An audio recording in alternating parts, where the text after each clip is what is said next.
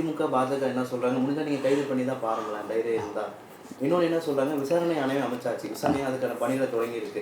ஆனாலும் வருவாய்த்துறை செயலர் அமுதா பிரஸ் மீட் கொடுக்குறாங்க, அங்கே செந்தில் பாலாஜி ஆணையம் செய்யப்படும் போது இவங்க ஏன் வந்து நீ வந்து நீ பொழந்து கட்டுவ, நீ பொய்யா சொல்லுவ, ஒரு 4 நிமிஷத்தில் அத்தனை பொய்ய சொல்கிறான் வெங்காயம் மாதிரி.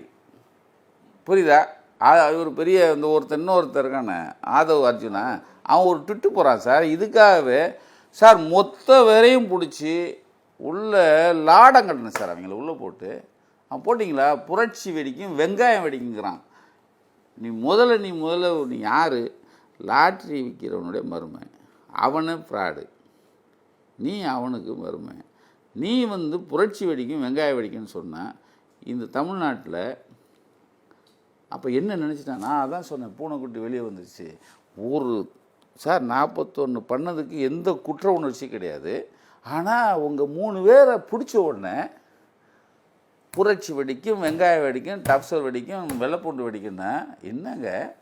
அப்போது இதுக்கு வந்து வக்காலத்து வேறு இத்தனை பேர், அதிமுக, பாஜக, நாம் தமிழர். என்னங்கடா என்ன?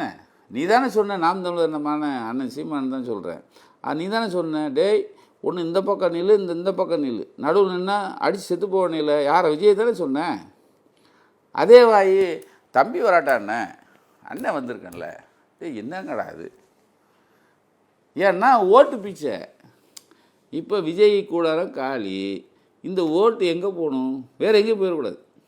அதுக்கு இவர் நீங்கள் வந்து உண்மையிலே சார் பாராட்ட வேண்டியதுன்னா, ஒரு 41 கொலை பண்ணிட்டு ஒருத்தன் அதாவது இங்கே தீ பற்றிக்கிட்டு இருக்கு, ஒருத்தன் தப்பிச்சம் பொழைச்சோன்னு 41 கொலையை பண்ணிவிட்டு ஒருத்தன் ஓடுறான் சார். ஓடி இங்கேருந்து 40 நிமிஷத்தில் திருச்சியிலேருந்து ஃப்ளைட்டு சென்னைக்கு வரான். அதே டைமில் அங்கேருந்து சிஎம் கிளம்பி இங்கே வரார் சார். யார் சார் இது? யார் பக்கம் நம்ம நிற்கணும்? கொலகாரம் பக்கமாக நிற்கிறது? கொலகாரம் பக்கம் நிற்கிறாங்க சார் இவங்க எல்லாம். அதிமுகலேருந்து இந்த வெங்காயம் பிஜேபியிலேருந்து எல்லாருமே ஓட்டு அரசியல் பிச்சை எடுக்கலாம். அதுக்கு நீ ஓட்டு அரசியல் விடுங்கடா, மனிதாபிமானம் பாரு.